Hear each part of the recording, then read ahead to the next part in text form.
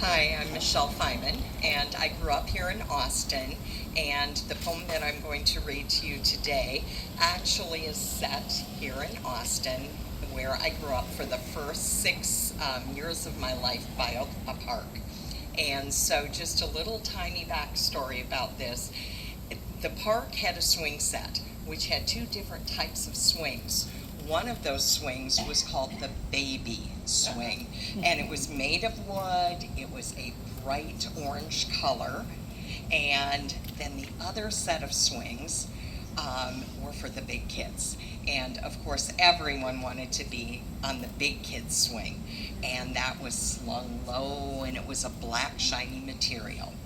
So that was the swing that I was aiming for. And that starts out the story today. The poem is called A Story of Age. And I'd like you, though, to tell the children that one day they'll have their own story of age. This one's mine, and that's okay. A Story of Age by Michelle Feynman.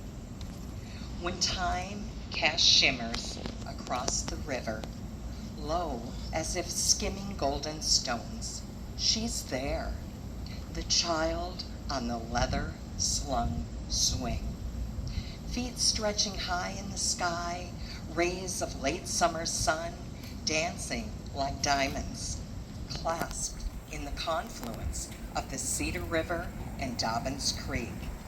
Jewels better left in water banks where they belong, fairy tale-like in a little girl's mind. Girl on the leather slung swing. She spoke to the trees arched at the end of old Allegheny Street, where the Stanek family laid claim and built a little yellow bungalow beside land that they owned. And a family of Thorns moved in.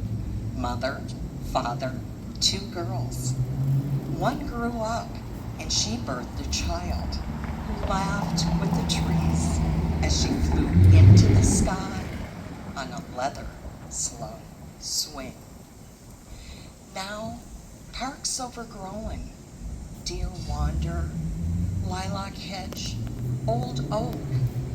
That shortcut meandering past the Croc House to downtown, gone. Whittier Park, dead end.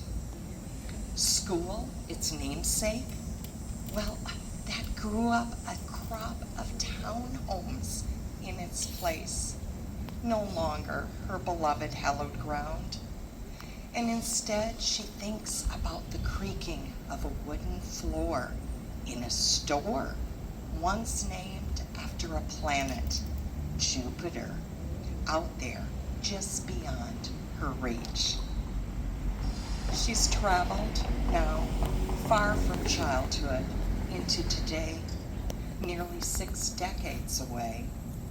Time shimmering on her face, softly slung leather, wrinkles small as the creek where the tadpoles transform.